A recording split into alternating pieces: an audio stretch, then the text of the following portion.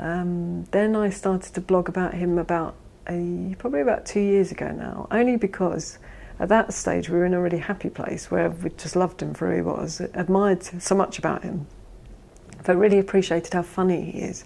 And he really is funny. He's been funny since he was tiny, and I don't think he means to be funny at all, but he is actually hilarious.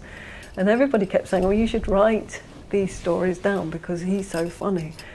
And they've been saying that for years, and a few times I did start to write in notebooks and things, and then I'd sort of just not keep it up. And then once social media sort of emerged, I can't remember why, I just one day I thought, oh, I'll give it a go and write one story it was about when I was locked out. And so I did that and put a photo on it. And when I did it, I sort of thought, I didn't have a clue that anyone would read it. I sort of thought, it's a way of beginning to collect these funny stories about him.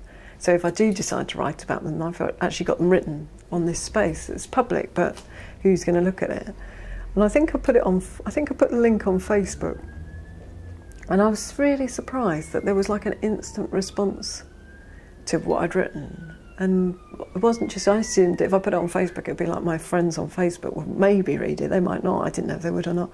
But of course, it seemed to reach further than that. And people I don't know looked at it.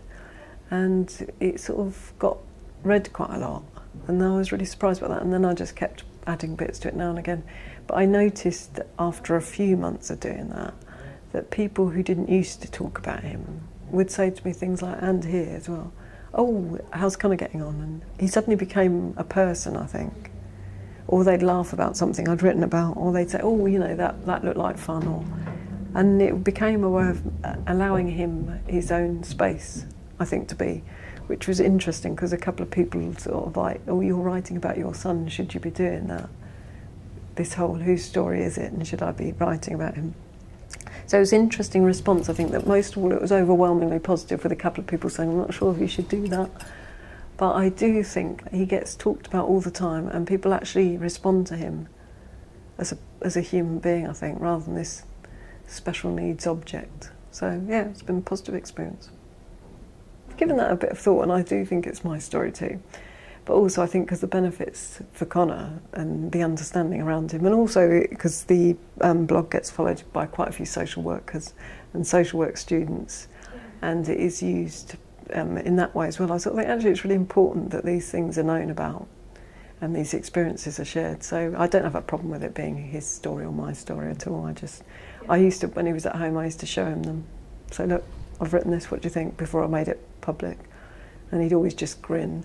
So, you know, it's really a nice outlet to, because it's been a few times recently with our recent traumas, where if something's happened or I've had a really sort of hugely traumatic day, it's quite interesting because Richard's really understanding about this now, but it's actually easier for me to sit and write it than chat to him about it. And I feel like it creates a record of what's happened, but also it's just a means of, it's actually quite therapeutic writing it. Sometimes I really enjoy writing it. Sometimes I don't write on it for days because there's nothing to write. And then sometimes I will literally sit down at the computer at midnight and start to write something that's been hugely upsetting. But once, because I can't sleep, but once it's written, I feel like, oh good, I'll go to bed now.